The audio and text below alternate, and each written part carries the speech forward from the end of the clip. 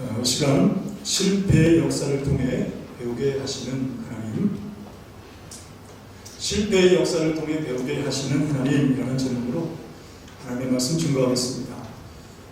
이 신명기서는 모세오경 중에 마지막 말씀으로 이스라엘 백성들이 이제 가나안에 입성하기 직전에 주셨던 하나님 말씀입니다. 그 주된 내용은 이전에 광야 1세대에게 주셨던 말씀들을 다시 한번 반복하고 그리고 이것을 확장하여 주신 말씀이에요. 그래서 이제 가나안의 새로운 세대들, 가나안 2세대가 그 약속의 땅 가나안 땅에 합당하도록, 그래서 하나님의 선민되어 살게 하시는 목적으로 주시는 말씀인 것입니다. 특별히 광야 1세대가 하나님 앞에 불순종하여 가나안 땅에 들어가지 못했다는 이 사실을 회상케 함으로써 선민 이스라엘은 무엇보다 하나님 앞에 무엇이 중요하냐? 순종하는 것이 복되고 그리고 결국은 승리하는 길임을 거듭 강조하는 말씀이 바로 이 신명기서라는 것입니다. 그래서 이 신명기 말씀은 한마디로 실패의 역사를 통해 배우고 깨닫게 하시는 하나님의 말씀이에요. 그러니까 실패를 통해 배우라. 실패를 통해 배우라. 여러분, 역사라는 것은 항상 반복합니다. 그러므로 과거의 역사를 통해 배우는 것만큼 여러분 귀한 교훈이 없는 것이죠. 자, 그래서 오늘 본문 앞 18절까지 말씀을 보면 이 실패의 역사를 통해서 하나님께서 먼저 세 가지를 배우게 하셨어요. 자, 18절 이전까지의 말씀을 통해 하나님께서 배우게 하시는 것이 세 가지입니다. 첫째는 다시 순종의 신앙을 회복하라는 것입니다. 실패를 통해서 다시 순종의 신앙을 회복합니다. 여러분, 이스라엘 백성들은 그 모세의 인도 아래 가나안을 목전에 둔 가데스바나에 도착했습니다. 그러면서 하나님은 뭐라고 말씀하시느냐? 10하룻빛이면 갈 수 있는 길을 무려 40년이 걸렸다라고 말씀을 하시는 거예요. 일반적으로 사람들이 평상걸음으로 걸을 수 있는 거리가 한 24km 정도 된다고 합니다. 그러니까 곱하기 10일, 10하루 동안 가는 거리가 어느 정도 될까요? 한 250km, 60km 정도 되겠죠. 제가 보니까 서울에서 대구까지가 230km 정도 되니까 대구보다 조금 더 먼 거리고. 그런데 그럼에도 불구하고 10하룻빛이면 충분히 걸어서 갈 수 있는 이 길을 40년이 걸려 도착했다. 자, 그것을 말씀하시면서 하나님이 무엇을 배우게 하십니까? 불순종의 결과가 그렇다는 거예요. 불순종의 결과가. 그러므로 다시 배우라. 다시 순종의 신앙을 회복하라. 실패한 역사를 통해서 하나님이 다시 배우게 하십니다. 자, 둘째는 장애를 만나도 전진하라는 것입니다. 1장 7절 말씀해 보니까 방향을 돌려 행진하여 아모리 족속의 산지로 가고 그 근방 곳곳으로 가고 아라바와 산지와 평지와 네겝과 해변과 가나안 족속의 땅과 레바논과 큰 강 유브라데까지 가라 그랬습니다. 자, 여기서 방향을 돌렸다는 것은 뭐냐? 이제 하나님의 뜻에 순종하여 행진했다는 거예요. 자, 믿음으로 다시 하나님 말씀하시는 곳으로 전진하기를 시작을 합니다. 자, 그런데 그렇게 하나님 믿고 나아간 길에 어땠어요? 평지도 있지만 산지도 있고 유브라데 같은 큰 강도 만나더라는 것입니다. 또 뿐만 아니라 거기에는 아모리 족속 같은 당시에 가장 호전적인 민족이 이 아모리 족속인데 그 대적들도 만난다는 것입니다.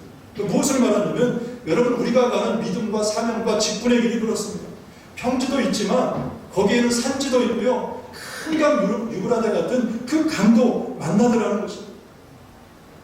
그럼에도 불구하고 하나님이 무엇을 말씀하시냐면 8절 말씀 끝에 보니까 이렇게 말씀하십니다. 들어가서 그 땅을 차지할지니. 산을 만나고 강을 만나더라도, 장애를 만나더라도 들어가서 차지하라. 장애를 만나도 전진하라는 하나님의 말씀인 거예요. 여러분, 그러므로 우리 그리스도인들은 장애를 만나도 전진하는 자들인 줄로 믿습니다. 옆 사람에게 권면하고 축복하면 좋겠습니다. 장애를 만나도 전진합시다. 여러분, 전진하는 시간 되시길 주의 이름으로 축복합니다. 세 번째, 함께 가면 감당할 수 있어요. 함께 가면 감당할 수 있어요. 여러분, 하나님은 이스라엘 백성들에게 복을 베푸셔서 저들을 번성하게 하셨어요. 그러다 보니까 이제 모세 혼자 이 모든 사역을 감당할 수 없는 지경이 된 것입니다. 그래서 모세가 각 지파에게 이렇게 요청을 했습니다. 13절 말씀해 보니까 모세가 지파에게 요청합니다. 너희의 각 지파에서 지혜와 지식이 있는 인정받는 자들을 택하라. 내가 그들을 세워 너희의 수령을 삼으리라 한즉 그랬습니다. 자, 그랬더니 이 모세의 요청을 12지파가 어떻게 받냐면 14절 말씀 하반절에 보니까 당신의 말씀대로 하는 것이 좋습니다. 모세가 제안하고 지파들이 동의를 했어요.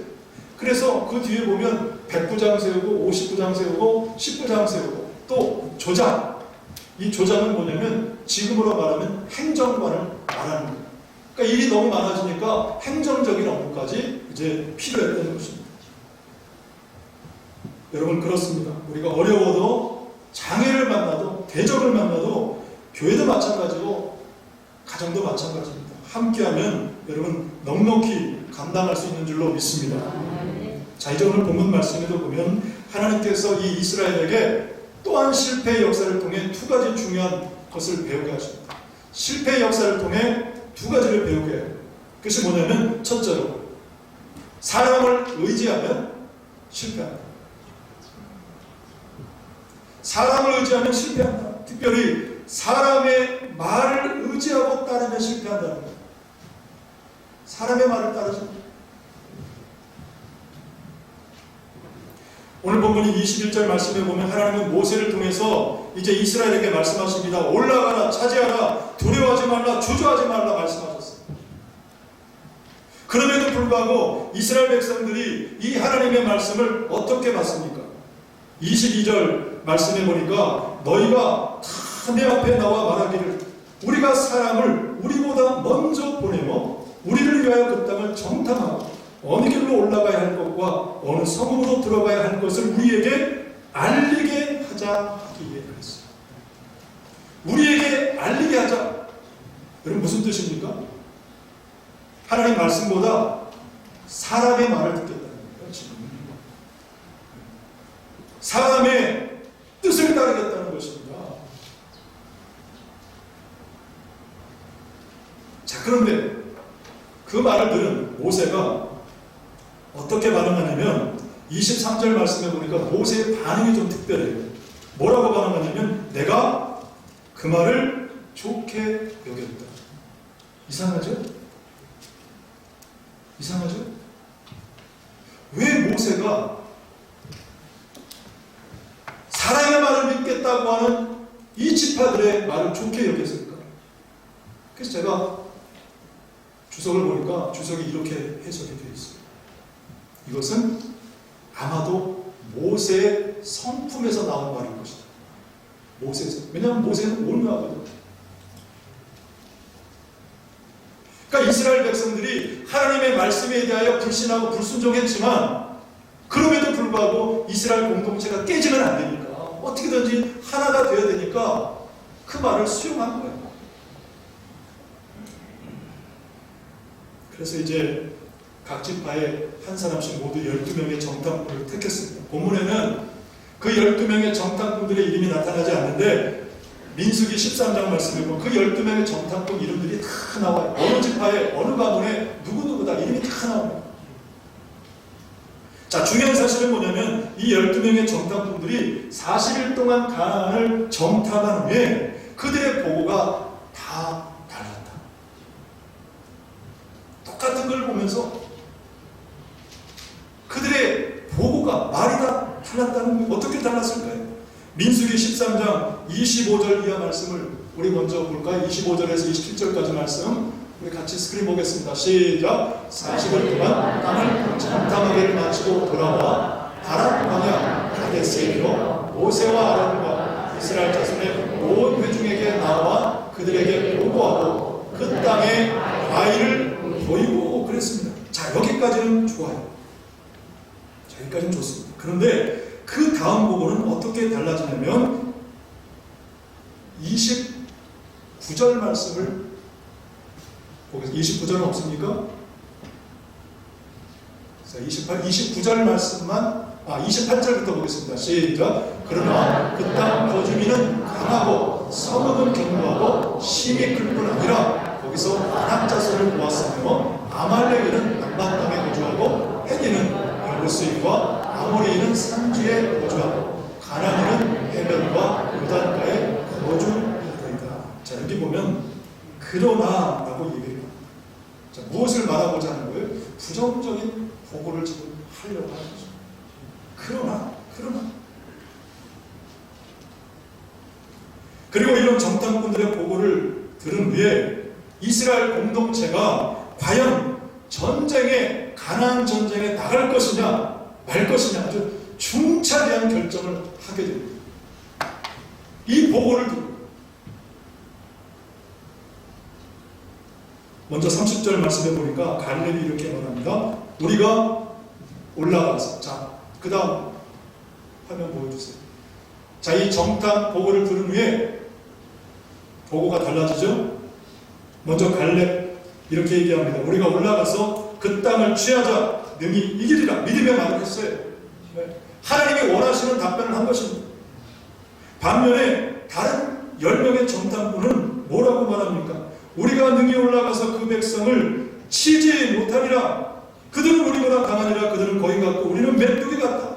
싸워도 이길 수 없다. 싸워도 이길 수 없다. 결국에 여러분 이 상반된 정탐꾼들의 보고를 듣고 이스라엘 공동체가 완전히 혼란에 빠져버렸어요. 큰 파장을 갖고 왔습니다. 다음 민수기 14장 말씀 시작본에 보면 이 이스라엘 백성들이 정탐꾼들의 보고를 듣고 반응이 어땠냐? 통곡하며 절망했다고 그랬어요. 통곡하며 절망. 여러분 무엇이 이스라엘 공동체를 절망으로 몰아갔습니까? 여러분 무엇이 이스라엘 공동체를 절망으로 몰아갔어요? 이 12명의 정탐꾼들 부정적인 말 때문에 그런 것입니다. 여러분 그래서 공동체는요 말 한마디가 중요하고 특별히 공동체 리더들 얼마나 여러분 말 한마디가 중요한지 모릅니다. 그 파급력일 거예요. 여러분 이 12명의 정탐꾼들은 그냥 무작위로 뽑혀진 사람들이 아닙니다. 각 12지파들 가운데 정말 지휘관 수령된 사람들 살피고 또 살펴서 뽑혀진 사람들이에요. 그래서 이들에게 필요했던 건 뭐냐면 이제 적진에 들어가야 되잖아요. 적진에 들어갈 담력도 필요하고 상황 판단에 대한 지혜도 필요하지만 그러나 무엇보다 중요한 것이 뭐냐? 하나님에 대한 절대적인 신앙입니다. 이들에게 가장 중요한 것은 뭐냐면 하나님에 대한 절대적인 신앙이 필요해요. 그래서 민수기 13장 20절 말씀에 보면 모세가 이 12명의 정탐꾼들을 파견하기 전에 마지막으로 당부한 말이 있습니다. 바로 이 말씀 같이 보겠습니다. 시작. 내 말인지 나무가 있는지 없는지를 탐지하라 담대하라 또 그 땅의 실과를 가져오라니 그때는 포도가 진범익을 준비했더라 그랬습니다. 자, 여기서 중요한 말이 있어요. 어떤 말이냐면 담대하라는 이 말입니다. 담대하라. 이 말이 히브리어로 보니까 히테 하차크템이라는 말을 쓰는데 이 뜻이 뭐냐면 지속적인 용기를 가져라. 지속적인. 어쩌다 한번 우쭐해서 용기를 내는 것이 아니라 지속적으로 용기를 가져라. 다시 말하면 현실만 바라보고 판단할 것이 아니라 하나님이 주실 것이라는 그 믿음과 확신을 가지는 그 지속적인 용기를 가지라는 거예요. 지속적인 용기. 여러분 모세가 정탐꾼들에게 마지막으로 당부했던 말, 그래서 바로 이 담대가 지속적인 용기, 하나님을 신뢰합니다. 그런데 어떻습니까? 결과적으로 이 모세의 말을 경청하고 정말 마음에 담았던 사람은 딱 두 사람입니다. 여호수아와 갈렙밖에 없었어요. 그리고 이 두 사람은 여러분 아시는 것처럼 약속했던 가나안 땅에 들어갈 수 있었다는 사실입니다. 여러분, 그래서 공동체 안에서 뭐 가정도 마찬가지입니다. 얼마나 가정 안에도 이 말 한마디가 중요한지 모릅니다. 말은요, 아무리 강조해도 지나치지 않아요. 제가 말씀드렸잖아요. 제가 뉴욕에서 그 부목사 할 때 담임 목사님이 5주 동안 말에 대해서 말씀을 하셨어요. 공동체 안에 말이 중요해요. 그때는 몰랐는데 목회를 해보니까 정말 알겠어요. 얼마나 이 말은.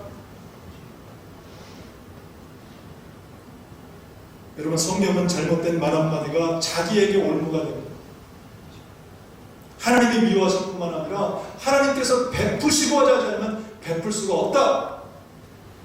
하나님은 우리를 축복하시기를 원하시, 복을 주시기를 원하는데 우리의 말 때문에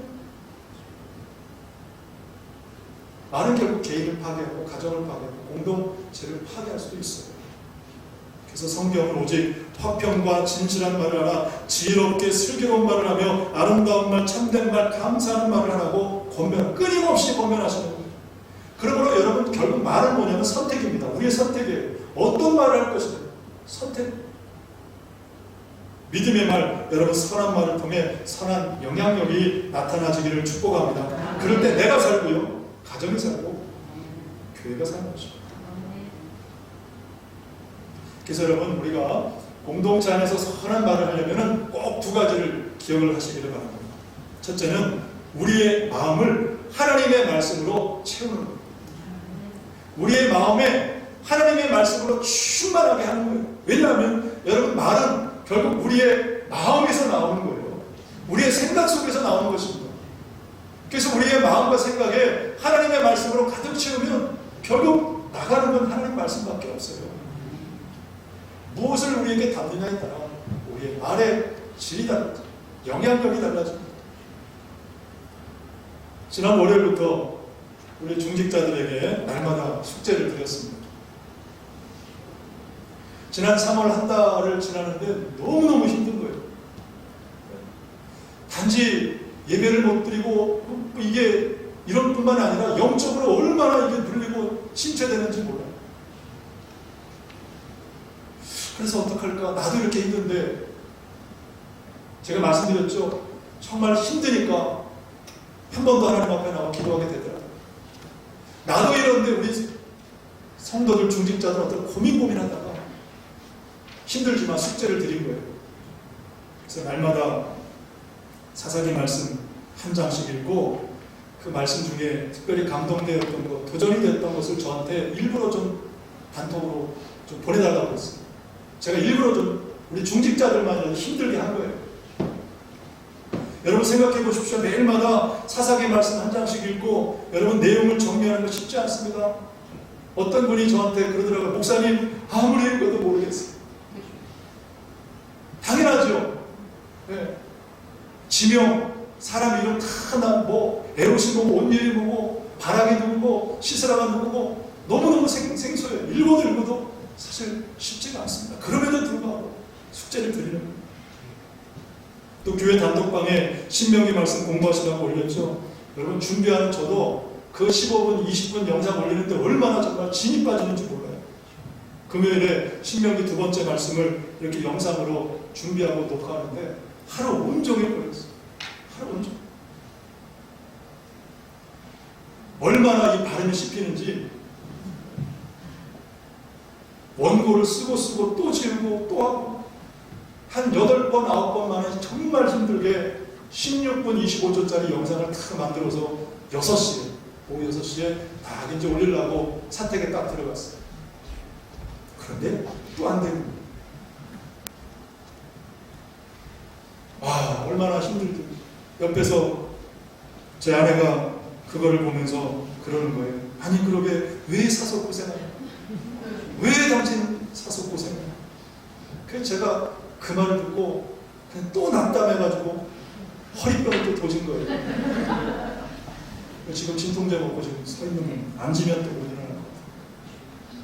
목소리도 안 나오더라고요. 하루 종일 읽고 또 읽고 막 그러니까 목소리도 안 나오고 허리는 아프고 거죠. 여러분, 왜 우리가 이렇게 힘들게 정말 말씀 붙들고 또 붙들어야 되냐면, 여러분, 우리 마음에 하나님의 말씀이 충만하지 못하면 결국 우리도 이 10명의 정탐꾼이 될 수밖에 없다는 겁니다. 부정적인 말, 쓸데없는 말, 가치없는 말, 그런 말 할 수밖에 없다는 것입니다. 여러분, 그러므로 귀찮고 힘들어도 하나님의 말씀을 담고 하나님의 말씀을 채우시기를 바랍니다. 그 말씀의 말의 능력, 여러분, 선한 영향력이 나타날 줄로 믿습니다. 둘째는 오직 덕을 세우는 말을 하시기를 바랍니다. 오직 덕을 세우는 말. 우리 에베소서 4장 29절 말씀을 함께 보겠습니다. 시작. 무릇 더러운 말은 너희 입 밖에도 내지 말고 오직 덕을 세우는 데 소용되는 대로 선한 말을 하여 듣는 자들에게 은혜를 끼치게 하라. 자, 더러운 말은 어떻게 하라고요? 입 밖에도 내지 마라. 그래서 입 밖에도, 더러운 말은 입 밖에도 내지 마라. 오직 덕을 세우는 말을 통해 은혜를 끼치라. 은혜를 끼치라. 이 말의 목적, 왜 하나님께서 우리에게 말을 주셨나? 말의 목적을 항상 기억을 해야 돼요. 여러분, 그러므로 결론적으로 우리가 선한 말을 하려면 어떻게 해야 되냐면, 시편 119편 172절 말씀해 보니까 이렇게 말씀합니다. 주의 모든 계명이 의로움으로 내 혀가 주의 말씀을 노래하리이다. 그랬습니다. 하나님의 말씀을 노래하는 것처럼, 하나님의 말씀을 노래하는 것처럼 늘 생각하고 읊조리는 거예요. 여러분, 그러다 보면 우리의 입을 통하여서 선한 말이 나가게 되고 공동체의 덕을 세우고, 여러분, 사람들에게 은혜를 끼치는 여러분 말이 될 줄로 믿습니다. 여러분, 우리가 돌아보면 얼마나 이 말에 대한 실수가 많은지 몰라요. 말 한마디 잘못해가지고 실패를 경험하는지 모릅니다. 여러분, 그리고 사람의 말 한마디보다 세상에서 들려오는 소리보다 여러분 더 이겨는 하나님 말씀에 집중하시기를 바랍니다. 그래야 내가 살고 내 믿음을 지켜낼 수 있는 것입니다. 두 번째로 실패의 역사를 통해 배우게 하시는 것은 뭐냐면, 앞서 행하시는 하나님을 신뢰하라는 것입니다.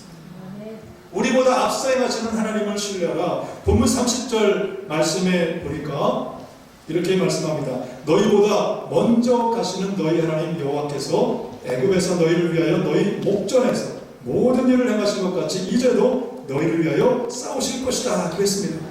애굽에서 너희보다 먼저 가셨던 하나님이, 그 하나님이 지금도 이제도 우리와 함께 싸우신다라고 말씀을 합니다. 여러분, 이 하나님을 신뢰하시기를 축복합니다. 여러분, 하나님은 이스라엘 백성들을 정말 출애굽시키시기 위해서 모든 일을 준비하셨어요.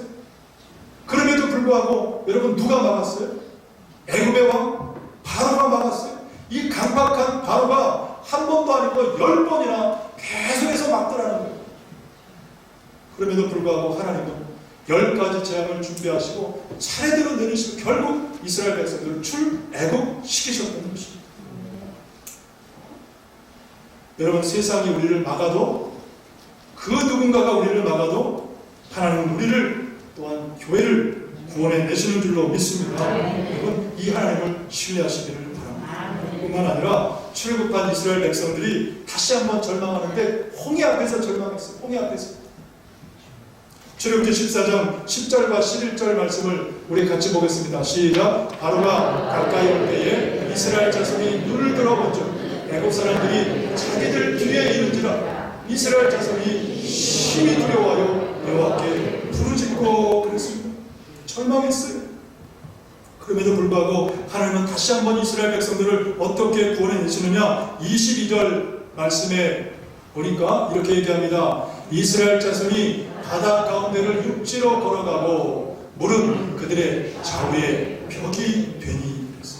하나님은 다시 한번 홍해를 가르시고 바다를 육지가 되게 하셔서 기적적으로 이스라엘 백성들을 구원해 내셨다는 사실입니다. 여러분, 이 하나님이 오늘 우리와 함께 하시고 오늘 우리와 함께 싸워주시는 줄로 믿습니다. 그러므로 오늘 우리에게 필요한 것은 이 하나님에 대한 변치 않는 믿음과 신뢰입니다. 어떤 상황에도 하나님은 우리를 포기하지 않으시는 거예요. 우리와 함께 싸워주시는 거예요. 어제도 오늘도 내일도 이 한결같으신 하나님, 여러분 이 하나님을 꼭 믿으시고 신뢰하며 나가시길 바랍니다. 저는 지난 주일에 그 기독일보를 봤어요. 기독일보. 한 주에 한 번씩 발간되는 신문인데 그 중에 한 기사가 눈에 띄었어요. 그 제목이 뭐냐면 대형교회 20곳 어떻게 주일 예배를 드리는가에 대한 기사였어요. 그 기사를 보니까 지난 3월 29일 지난주죠. 맞습니까? 지난주? 예, 지난주일 그 예배 대형교회 20곳 어떻게 예배를 드렸냐 보니까 그 20개 교회 중에 12개 교회는 온라인 예배를 드렸고 그 중에 4교회는 현장 예배와 온라인 예배를 동시에 드려서 겸해서 그리고 나머지 4개 교회는 이번 주 상황을 보면서 결정을 하겠다. 그렇게 이제 나와 있더라고요. 그래서 제가 좀 궁금해졌어요. 과연 그중 가운데 온라인 예배와 현장 예배를 겸해서 드리는 교회는 어떻게 지난주 예배를 드렸을까? 그래서 거기에 이름 나와 있는 교회 중에 한 교회를 제가 접속해서 홈페이지에 들어가 봤어요. 그러니까 주일 예배 영상을 보는데 빈자리가 많더라고요. 그럼에도 불구하고 여전히 많은 분들이 그 현장 예배를 드리고 있었습니다. 물론 정부의 지침대로 2m 간격 충분히 다 아주 조직적으로 누가 봐도 정부의 지침대로 아주 성실하게 따르고요. 간격을 두고 예배를 드립니다. 제가 정말 보면서 감동이 되고 놀라웠던 것은 뭐냐면 그 예배를 드리는 성도들의 표정입니다. 제가 잠시만 보고 나오려고 했는데 그 표정에 감동이 돼서 예배 끝날 때까지 이 영상을 보면서 이 예배를 드렸어요. 여러분 그분들의 얼굴을 보니까 정말 형언할 수 없는 어떤 기쁨과 감동과 그리고 그 표정에서 담대함도 보이더라고요. 담대함. 그래서 문득 드는 생각이 뭐냐면 무엇이 과연 그분들로 하여금 저렇게 자유하게 하고 기쁘게 하고 담대하게 했을까? 무엇일까? 생각을 해보는데 제 머릿속에 하나하나 딱 떠오르는 두 글자 결기라는 단어가 떠오르는 결기. 여러분 결기가 어떤 뜻이에요? 무슨 뜻입니까? 이 결기는 긍정적으로 보면 뜻이 이렇습니다. 바르고 결단성 있게 행동하는 성입니다. 영상 다음으로 넘어가 주세요.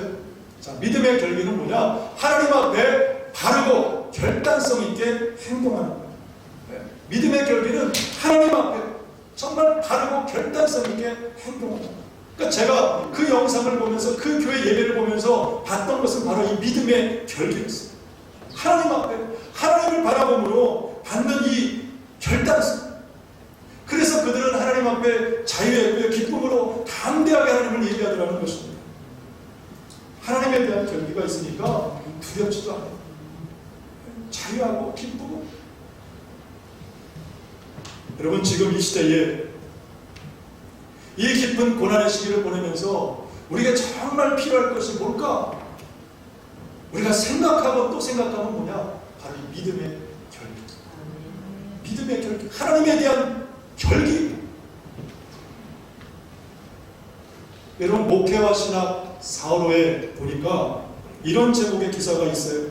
코로나19와 교회 공공성이라는 제목의 글이 있는데 장신대학교 어떤 교수님이 쓰신 글이에요. 많은 얘기들을 하고 있는데 그 끝에 보니까 이렇게 우리에게 얘기를 합니다. 인간은 편함과 안락함을 거부하기 어렵다. 본질적으로 인간은 편함과 안락함을 거부하기 어렵다. 그러므로 인간 중심의 편의주의로 흐르지 않도록 교회는 고민해야 된다고 그랬어요. 여러분 이 말은요 정말 심각한 문제예요. 네. 우리는 안락함과 편리함을 추구해요. 어쩔 수 없어요. 우리 본성. 그런데 이것이 우리 인간 중심의 편의주의로 흘러버리면 안 된다. 우리는 깊이 고민해야 된다는 사실입니다. 여러분 그래서 지금 우리에게 필요한 것은 뭐냐? 오늘 영상을 통해서 예배하는 우리 지체를 다 포함해서 정말 하나님 앞에 이 신앙의 결기가 있어야 된다는 것입니다. 신앙의 결기. 여러분 이제는 정말 대충 믿고 대충 신앙생활하면 안 되게 돼 있어요. 둘 중 하나를 선택해야 되는 때가 되었습니다. 성경에 보면 여러분 이 신앙의 결기를 결단하는 큰 예들이 나오는데 세 가지만 짧게 보고 마치겠습니다. 먼저 사사기 5장 말씀해 보니까 사사 드보라가 하나님 앞에 감사하고 찬양하는 내용들이 쭉 담아 있어요. 드보라가 바락과 함께 이제 가나안 야빈을 이제 처단한 뒤에 진멸한 뒤에 하나님을 찬양하는 노래 가사가 사사기 5장 말씀이거든요. 그런데 그 찬양의 내용들을 보니까 이스라엘의 12지파가 그 가나안 야빈과의 전쟁에서 어떤 역할을 했는지 상세하게 나와요.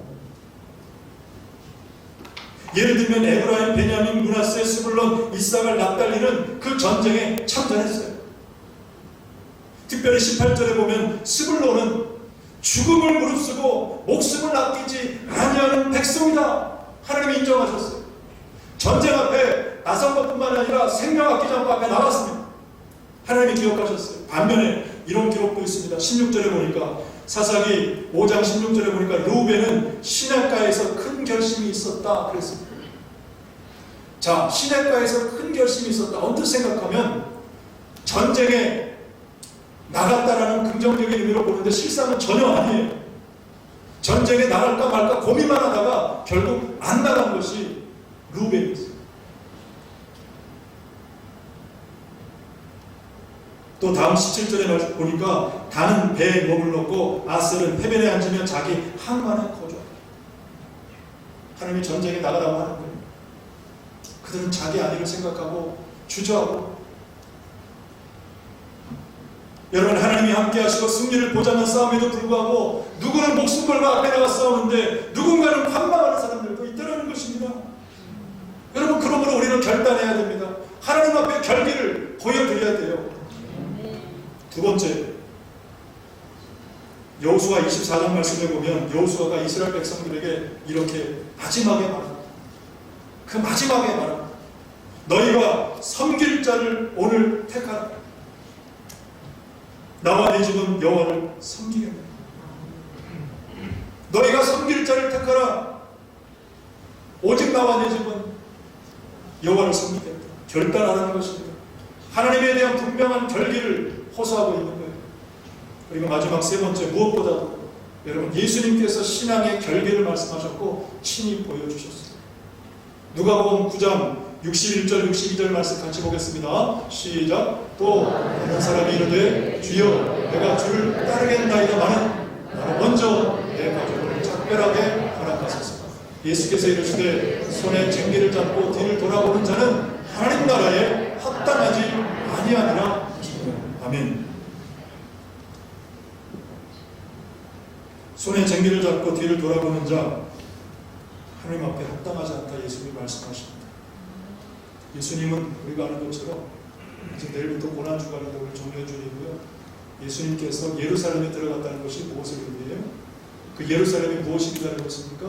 예수님의 당하신 고난과 핍박과 그리고 처형, 아주 끔찍한 십자가의 죽음이 기다리고 있었어요. 그럼에도 불구하고 예수님은 그 예루살렘으로 들어가셨어요. 결기를 보여주신 것입니다. 결기. 여러분 지금은 영적 전쟁의 시대입니다. 우리가 단지 코로나19로 인한 삶의 전쟁만 있는 것이 아니라 여러분 분명한 영적 시기, 전쟁의 시기임을 기억하십시오.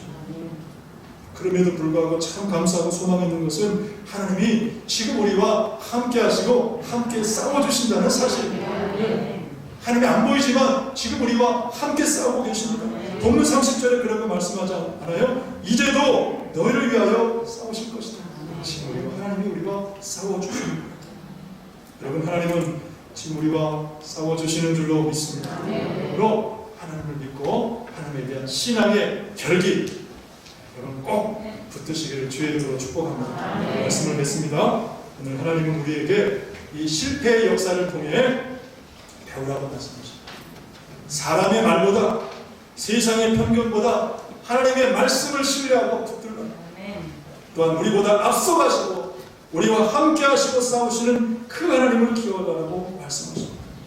아무쪼록 여러분 변치 않는 하나님, 우리와 함께 하시고 싸워주시는 이 하나님을 믿고 신뢰하면서 오늘도 그리고 내일도 여러분 믿음으로 전진하는 저희 모두가 되시기를 주의 이름으로 축복합니다. 기도하겠습니다.